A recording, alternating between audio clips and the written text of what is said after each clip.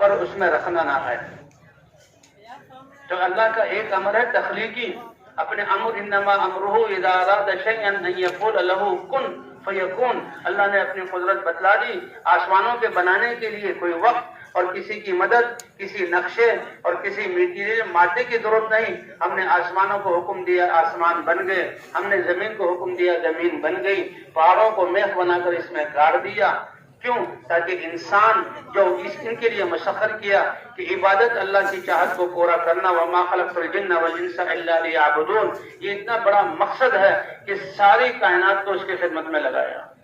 انسان آتے جا رہے ہیں، چلتے جا رہے ہیں، یہ مسافر خانہ ہے اللہ تعالیٰ کا، اور فرمائے مسافر خانہ ہے، تمہارا ٹھکانہ نہیں۔ اے ایمان والو، تمہارا ٹھکانہ تو جنت ہے۔ اس لیے قوا انفسکم واہلیکم نارا، اپنے آپ کو، اپنے گھر والوں کو اور پوری انسانیت کو جہنم سے بچاؤ۔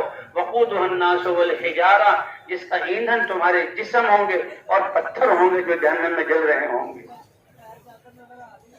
توبوا یا ایھا الذین آمنوا توبوا الی اللہ توبۃ نصوحا، پکی توبہ کر لو۔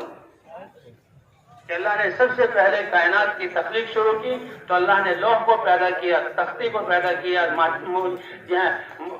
موتی کے مادے سے، پھر اللہ نے قلم کو پیدا کیا نور کے مادے سے، اور پھر اللہ نے حکم فرمایا اکتب، کہ لکھو۔ تو قلم نے پوچھا اللہ کی بارگاہ میں کیا لکھوں؟ اللہ نے فرمایا لکھ دو، ان رحمتی غلبت غضبی، میری رحمت ہمیشہ میرے غصے پر غالب رہے گی۔ پھر فرمایا کہ لکھو۔ قلم نے عرض کیا کیا لکھوں؟ کہا لکھو کہ تمہارا رب جو اتنا کریم ہے اس کی نافرمانی تم کرو گے اور نادم ہو کے توبہ کر لو گے، آئندہ نہ کرنے کا عزم کرو گے۔ اننی انا التواب، میں اے میرے بندو تمہاری بندیوں تمہاری توبہ کو بہت زیادہ قبول کرنے والا ہوں۔ جو نادم ہو کر تائب بن کر آ جائے اور میرے سامنے ہاتھ اٹھا لے، میں اس کے سارے گناہوں کو معاف کر دوں گا۔